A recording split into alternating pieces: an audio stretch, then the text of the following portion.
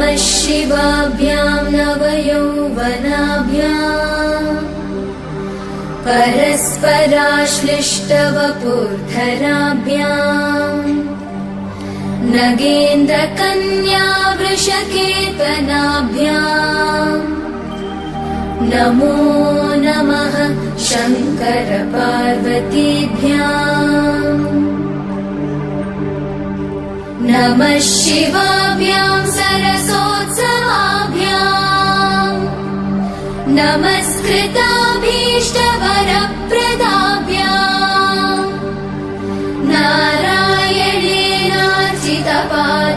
नारायणेनार्चितपादुकाभ्याम्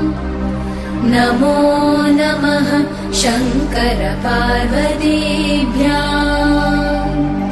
नमः शिवाभ्यां वृषवाहनाभ्याम् विरिञ्चि विष्णु इन्द्रसुपूजिताभ्याम् विभूतिपाटीरविलेपनाभ्याम् नमो नमः शङ्करपार्वतीभ्याम्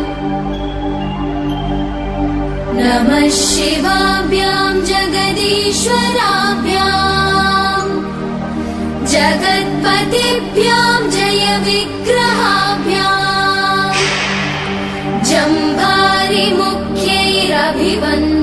जम्भारिमुख्यैरभिवन्दिताभ्याम् नमो नमः शङ्करपार्वतीभ्याम् नमः शिवाभ्यां परमौषधाभ्याम् पञ्चाक्षरी पञ्जररञ्जिताभ्याम् प्रपञ्चसृष्टिस्थितिसंहृताभ्याम् नमो नमः शङ्करपार्वतीभ्याम् नमः शिवाभ्याम् अतिसुन्दराभ्याम्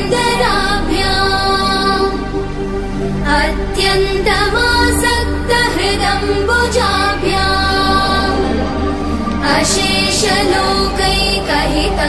अशेषलोकैकहितङ्कराभ्याम् नमो नमः शङ्करपार्वतीभ्याम् नमः शिवाभ्यां कलिनाशनाभ्याम् कङ्कालकल्याणवपुर्धराभ्याम् कैलासशैलस्थितदेवताभ्याम् नमो नमः शङ्करपार्वतीभ्याम् नमः शिवाभ्याम् अशुभापहाभ्याम् अशेषलोकैकविशेषिताभ्याम् अकुण्ठिताभ्यां स्मृतिसंवृताभ्याम् नमो नमः शङ्करपार्वती